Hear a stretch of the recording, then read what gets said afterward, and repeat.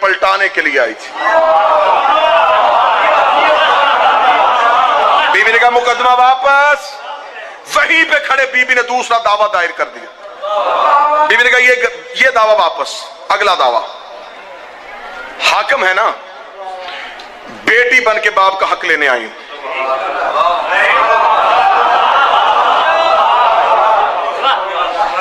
مالکن والا دعویٰ واپس لے لیا.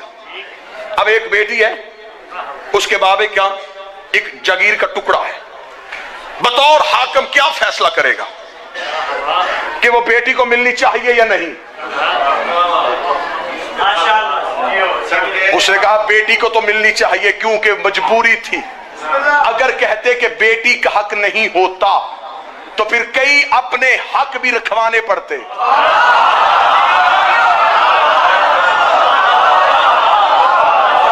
آپ سمجھتے ہیں کہ خطیب آزاد ہو کے تقریر کرتا ہے, ہم پنجرے میں بند ہو کے اپنی قوم کی وکالت کرتے ہیں. بی بی نے کہا بیٹی ہوں, باپ کا حق لینے کے لیے آئی ہوں. بڑا لمبا مضمون یہیں پہ ختم کر کے اپنے برادرم قاضی وسیم باز کو ٹائم دو. انہوں نے کہا اچھا. بی بی نے کہا میں تم سے اپنے باپ کا حق لینے آئی ہوں. انہوں نے کہا بی بی بار بار کس بات پہ بحث ہو رہی ہے جب ہم نے کہہ دیا کہ ہمارے پاس آپ کے بابا کی حدیث ہے اور حدیث میں صاف واضح لکھا ہوا ہے کہ ہم گروہ انبیاء نہ وارث بنتے ہیں نہ وارث بناتے ہیں. ہم حدیث کو دیکھیں یا آپ کے دعوے کو دیکھیں؟ ہم حدیث کو دیکھیں یا آپ کے دعوے کو دیکھیں؟ نبی کی بیٹی نے دیکھا اچھا تو حدیث سناتا ہے, اگر تو کہے تو میں تجھے قرآن کی آیت سناؤں, میں تجھے قرآن کی آیت سناؤں. اسے کہا کون سی قرآن کی آیت؟ نبی نے کہا بسم اللہ الرحمن الرحیم وارث سلیمان داؤد, ہم نے سلیمان کو داؤد کا وارث بنایا تھا. اللہ قرآن میں کہتا ہے کہ نبیوں کا وارث ہوتا ہے اور تو کہتا میرے پاس حدیث ہے وارث کوئی نہیں ہوتا. اسے کہا بی بی میرے پاس حدیث ہے. بی بی نے کہا میں دوسری آیت پڑھ دیتی ہوں وَلِلرِجَالِ نَصِیبٌ مِمَّا تَرَكَ الْوَالِدَيْنُ وَالْأَقْرَبُونَ, جو کچھ ماں باپ چھوڑ کے جاتے ہیں اس میں مردوں کا حصہ ہوتا ہے. قرآن کہتا ہے حصہ ہوتا ہے, تو کہتا وارث کوئی نہیں ہوتا. اسے کہا بی بی میرے پاس حدیث ہے. بی بی نے کہا میں تیسری آیت پڑھ دیتی ہوں وَلِلنِّسَاءِ نَصِیبٌ مِمَّا تَرَكَ الْوَالِدَيْنُ وَالْأَقْرَبُونَ, جو کچھ ماں باپ چھوڑ کے جائے اس میں بیٹی کا حصہ ہوتا ہے. قرآن سورہ نساء میں کہتا ہے بیٹی حصہ رکھتی ہے, تو کہتا حدیث ہے. اسے کہا بی بی میرے پاس حدیث ہے. بی بی نے کہا میں چوتھی آیت پڑھ دیتی ہوں یونسنی آل یعقوب, ہم نے یعقوب کی اولاد کو اس کا وارث بنایا تھا. قرآن کہتا ہے یعقوب کی اولاد اس کی وارث ہے, تو کہتا میرے پاس حدیث ہے. اسے کہا بی بی میرے پاس حدیث ہے. بی بی نے کہا میں پانچویں آیت پڑھ دیتی ہوں. بدل بدل کے حاکم ایک حدیث پڑھتا رہا, بی بی بدل بدل کے قرآن کی آیتیں پڑھتی رہی. قرآن میں پڑھ لے کے مجھے غازی کے علم کی قسم ہے حاکم ایک حدیث پڑھتا رہا. بی بی نے 40 آیتیں دربار میں کھڑی ہو کے پڑھی. جب 40 آیتیں پڑھی حاکم کے چہرے پہ موت کا پسینہ آ گیا. اس نے کہا بی بی میں حدیث پڑھتا ہوں, جواب آیت میں کیوں دیتی ہے؟ اگر تیرے پاس بھی حدیث ہے تو حدیث کا جواب حدیث میں لے گیا. بی بی نے کہا بس چپ ہو جا, میں اتنا سننا چاہتی تھی. تو وہی ہے جسے میرے بابے نے کہا تھا آ تجھے حدیث لکھ دو, آ تجھے حدیث لکھ دو. تو نے کہا تھا ہمیں قرآن کافی ہے, ہمیں قرآن.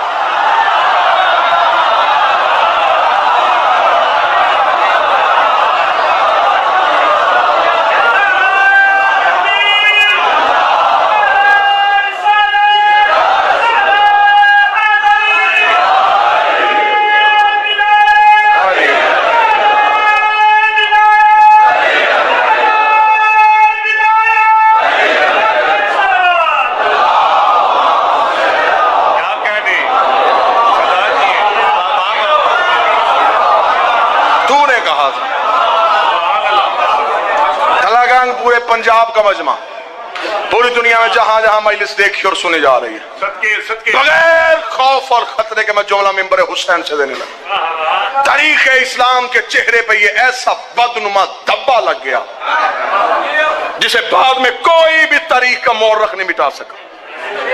کتنا بڑا دھبا اور کتنی بڑی بددیانتی کہ جس کے خلاف مقدمہ تھا وہی جج تھا.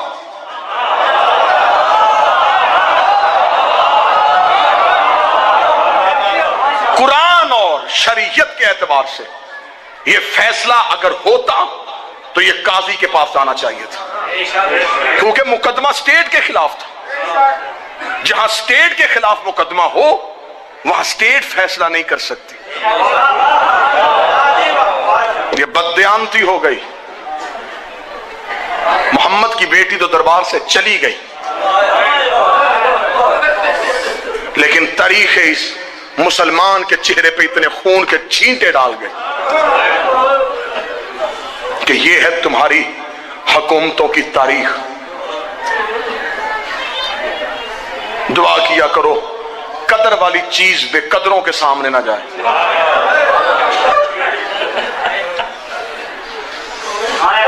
یوسف قدر والوں کے سامنے جاتا تو کھوٹے سکوں میں نہ بکتا.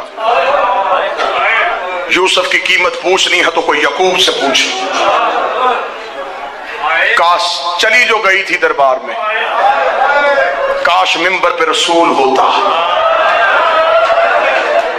اور فاطمہ کچھ مانگتی، پھر نبی بتاتا کہ خالی واپس بھیجتا یا کائنات جھولی میں ڈال کے بھیجتا.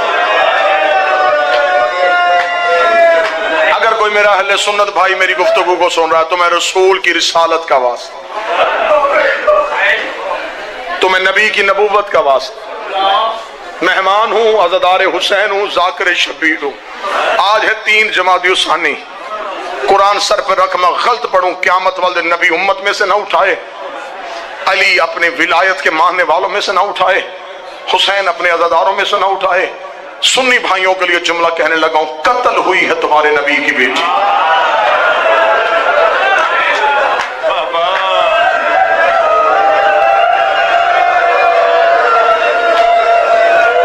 اب یہ تصدیق کرنا تمہارا حق بنتا ہے.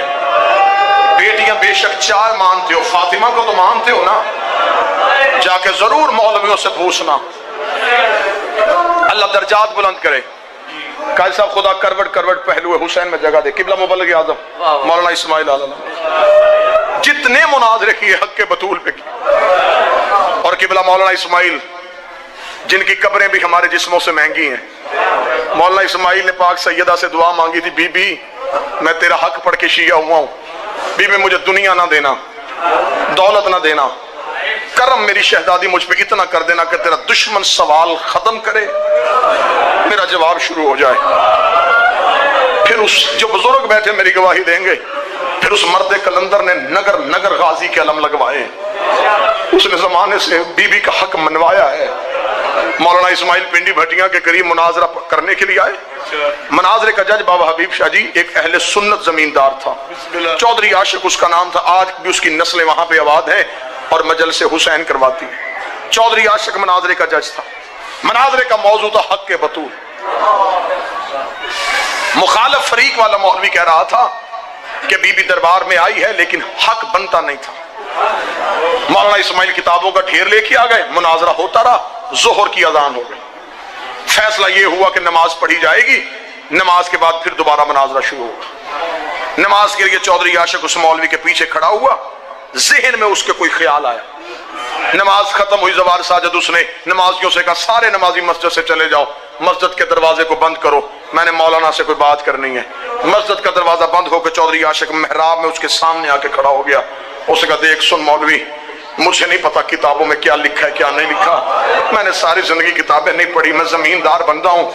تو کہتا تھا کہ نبی کی بیٹی کا حق بنتا نہیں تھا، وہ کہتے تھے بنتا تھا. انہوں نے اپنا مولوی منگوا لیا ہے، وہ باہر ڈیرے پہ کتابیں لے کے بیٹھا ہے. میں نے یہاں بندے نہیں مروانے، میں نے بحث نہیں کروانی. میرا دل بیٹھ رہا ہے، میرا جگر پھٹ رہا ہے. مجھے صرف اتنا بتا دے بیٹی رسول کی دربار گئی تھی. جس بندے کو آج بھی 3 جمادی الثانی، شاید میں اسی جملے میں ممبر چھوڑ دوں، مجھے اس کے بعد مصحف پڑھنے کی ضرورت ہی نہ پڑے، شاید میں اسی جملے میں ممبر چھوڑ دوں. اس کا مجھے صرف اتنا بتا بیٹی رسول کی دربار گئی تھی. اتنا کہنا تھا. یہ اس مولوی نے کہا چاچا عاشق بی بی کا بنتا نہیں تھا. اس نے کہا بنتا چھوڑ، بنتا تھا یا نہیں بنتا تھا، مجھے اتنا بتا گھر سے چل کے دربار میں چلی گئی تھی. اس نے کہا چاچا عاشق نبیوں کا ورثہ نہیں ہوتا. اس نے کہا ورثہ چھوڑ، مجھے مات آ جائے گی. مجھے بتا بیٹی نبی کی دربار گئی تھی. اس نے کہا کتابوں میں لکھے گئی تھی.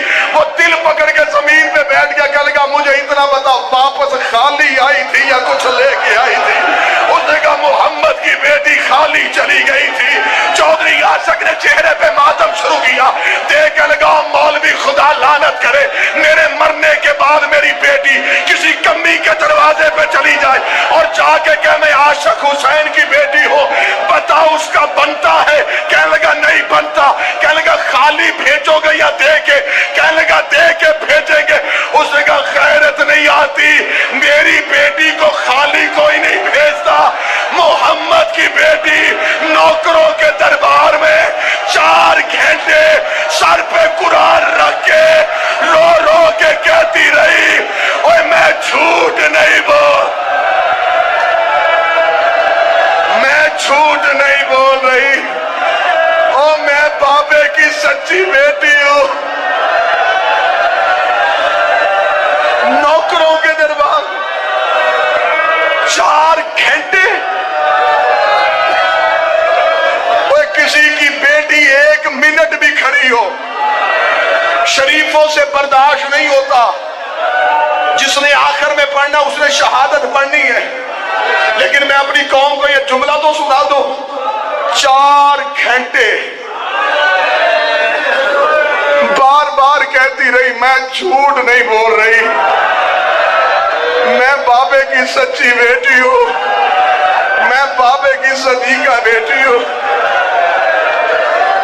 मातमियों, इतना कह के चौधरी आशिक मस्जिद से बाहर आया, जहां मौलाना इस्माइल बैठे किताबें खोल रहे थे।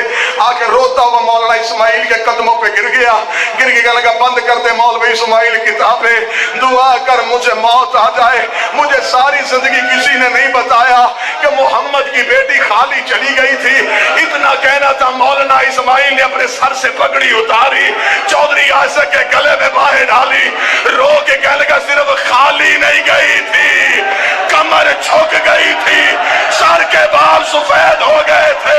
आशिक हुसैन का हुआ क्या था? मौलवी इस्माइल कहता, सच सुनेगा कि 36 बदमाश दरवाजा गिराते रहे, अकेली रोकती रही, बेगैरत ने ताजियाना निकाला, सहरा को ताजियाना मारा, रो रो के कहती रही, या अली मेरा मोहसन शहीद